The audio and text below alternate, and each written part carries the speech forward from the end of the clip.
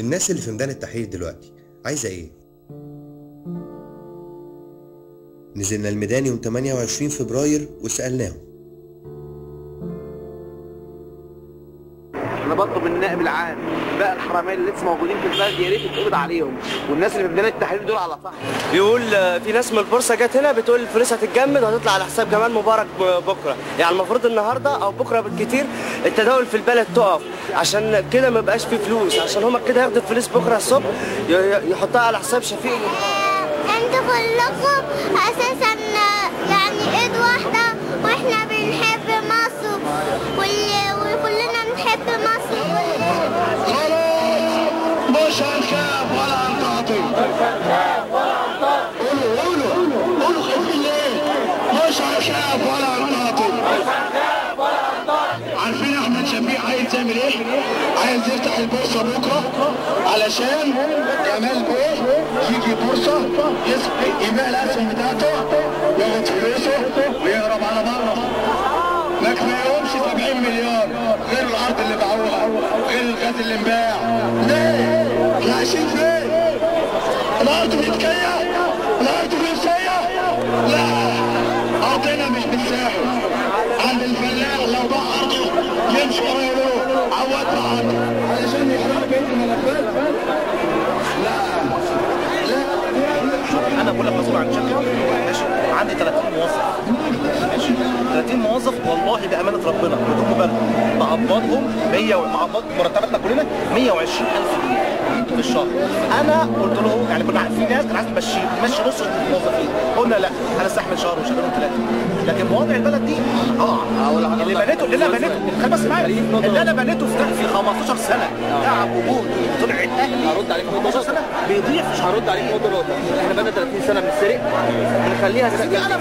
انا معاك الفلوس اللي بره مش معاك تكفيك انت والشعب. انا مع الثوره 70 سنه قدام. الثوره دي مبسوط. عارف الحكومه اللي موجوده اسمها ايه؟ حكومه ترميم اعمال. عايزين يتربحونا، عايزين يرقعونا، عايزين الدستور اللي موجود ده. في ماده في الدستور يا استاذي ما تحكمش رئيس الجمهوريه. انا بدافع فيها. في ماده في الدستور ما تحكمش رئيس الجمهوريه. ليه ما تحكمش رئيس الجمهوريه؟ مع انه سرقني وسرقك. ما في ماده في الدستور ما اتلغاش. هو رقعنا. انا مع اي واحد سرق قرش مش مليارات قرش القرش رقعك. احب اعرفكم بمحافظه الفيوم تبع يوسف الصديق. جميع الناس هناك وثلاث ارباع الناس هناك ما بتاخدش عيش. العيش الخبز اللي بالاشتراك ممنوع، وعدلنا بدل الشكوى 20 شكوى للسيد الوزير، ولسه النهارده من الساعه 10 الصبح لغايه المغرب الوقت على العشاء اهو داخلين على العشاء وانا مع سياده الوزير في القاعه. وزير التضامن قال انا ما اقدرش اكلم اي حد، كل اللي اقدر اعمله انا لسه ماسك الوزاره بقالي 5 ايام. سلموا اوراقكم وسلموا حاجاتكم وبعدين ننظر فيها. قلنا له يا سياده الوزير ده خبز ب5 ساعات، عايزين بس اشتراك ب5 ساعات. قال ما اقدرش اكلم اي حد خالص نائب، وراح ساب القعده الوقت حاليا وماشي. لما سياده الوزير مش عايز يسمع حد وكل واحد من الحكومه مش عايز يسمع حد، امال مين يسمعنا؟ انا بلادي جميع كل الحكومه والجيش. قاعد الجيش فين العيش؟ احنا بنتكلم عايزين العيش ناكل. فين اللي يجيب ابو 5 ساعات مش لاقيينه؟ انا معايا 10 عيال ولا 11 عيل بيقول لي خد لك 50 قرش، اعمل بيهم ايه؟ مين المسؤول؟ قاعدين بتقولوا عايزين، احنا مش عايزين اكتر من نوصل لحقنا، عايزين ناكل ونشرب. حرام عليكم بقى، انت هتنضفوا. الوحده الشامله بين طوائف كل الشعب، مسيحي مسلم مجلس عسكري مجلس شاري، كل طوائف الشعب تكون متحده وتكون منتميه للاراده الشعبيه. وطبعا السيد الاول هو الاراده الشعبيه، مهما يكن برضه هو السيد القرار. الشعب هو الذي يحرك. وانا بنادي كل وسائل الاعلام وكل الاعلاميين بالتركيز على الوحده الوطنيه. اهم شيء مسلم مسيحي ولادك يا مصر عشانك يا غاليه خطه. مسلم مسيحي ولادك يا مصر عشانك يا غاليه خاضوا نضال. عشانك يا بلدي عشان الاجيال رفعنا شعار الصليب والهلال. عشانك يا بلدي عشان الاجيال رفعنا شعار الصليب والهلال. كل العالم قام وقال هم دول المصريين ضربوا لينا اروع مثال. وارجو من جميع وسائل الاعلام طالما حاملين رساله الامانه وتحريك الوجدان في الشعوب دي امه المفروض تدوا مساحه كبيره للوحده الشعبيه الشامله، لان الوحده الشعبيه بتتولد منها إرادة شعبية لها سيادة، وطبعا سيادة الشعب فوق كل السيادة.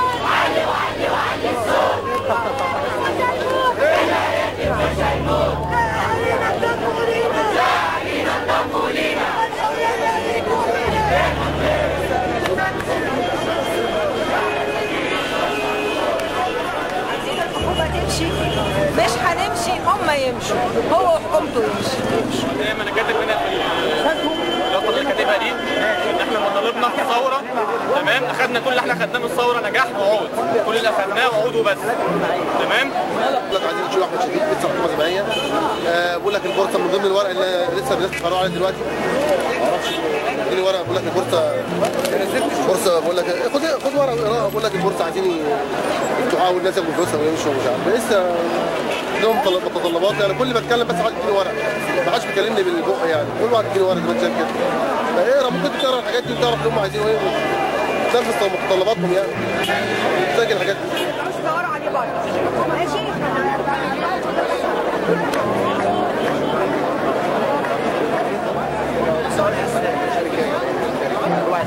السويس في الداخل والخارج تبقى بالجنيه المصري. لازم اي سفينه، اي مركب تعدي من قناه السويس بالجنيه المصري علشان الجنيه المصري يرتفع. مش عايزين اي عمله اجنبيه. حكومه انتقاليه، تمام، وبعد كده مجلس رئاسي لمده سنه علشان الاحزاب تاخد فرصتها تتعرف على الناس والناس تتعرف على برامج الاحزاب. فاهم قصدي؟ يعني الناس تعرف ايه برنامج الحزب، تعرف تختار الحزب اللي ايه وفق مبادئها. ندي فرصه للاحزاب عشان لما تنزل انتخابات تمثيل حقيقي، واخد بالك، للاحزاب الجايه ومجلس الشعب الجديد. بناء عليه بقى بعد كده المجلس الرئاسي يعمل انتخابات حره، واخد بالك، ويسلم البلد لرئيس منتخب يكون الشعب موافق عليه.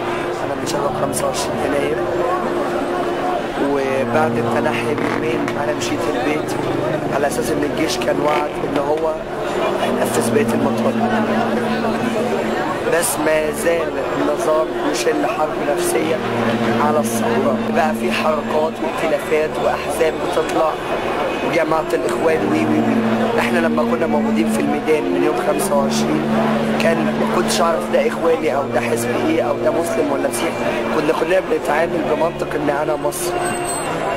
بعد 25 ظهروا من الاخوان وظهروا من الاحزاب، بقيت اشوف ناس بتنتمي لاحزاب واحزاب جديده وحركه شباب ائتلاف الثوره والحاجات اللي بتحصل.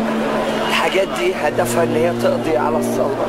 الثوره الشعبيه مستحيل يكون لها قائد. لينا النهارده بس احنا يعني جايين عشان نشوف البلد هتستقيم على ايه. قاعدين يقولوا مثلا هنغير ونعمل ومفيش تغيير ولا في اي حاجه. هنفضل قاعدين على الوضع دوت ولا هنمشي؟